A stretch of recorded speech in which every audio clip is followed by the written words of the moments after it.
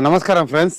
నేను ఈ పొద్దు ఈ వీడియో చేయడానికి గల కారణం ఏంటంటే, నేను ఒక కామెడీ రూపంలో అయితే ఈ వీడియోని క్రియేట్ చేయాలని చూశాను. కానీ కొద్దిగా బాడీ పెయిన్స్ మేనేజ్ ఉండడం వల్ల నేనైతే ఈ వీడియో చేయలేకపోయినాను.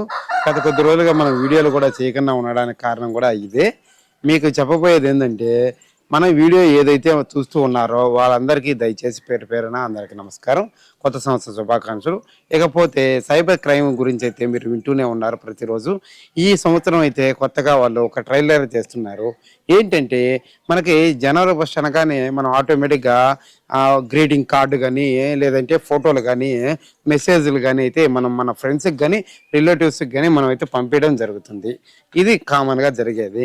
కానీ హ్యాకర్స్ కూడా దీన్ని ఉపయోగించుకొని మనం పంపించే గ్రీటింగ్ కార్డ్స్ ఏమి, వీటి లింక్స్ ఏమి, సోషల్ మీడియా లింక్స్ ఏమి, లేకపోతే ఒక మెసేజ్ అయినా సరే వాళ్ళైతే మన ఫోన్ ద్వారా ఇతరులకి పంపించడం జరుగుతుంది.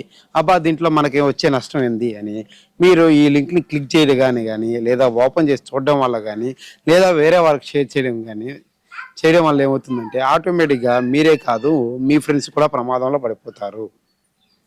తెలియకుండానే మీ ఫోన్ యాక్సెస్ అనేది వాళ్ళ చేతికి వెళ్ళిపోతుంది.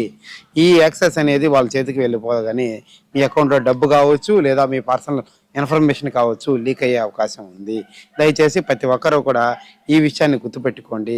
మీ ఫ్రెండ్స్కు సంబంధం లేకుండా ఏదైనా మెసేజ్ మీ ఫోన్కి కానీ వచ్చినట్లు కానీ ఉంటే ఒకసారి అతనికి కాల్ చేసి పంపించింది అతనేనా లేదా అనేది కన్ఫర్మేషన్ చేసుకోండి.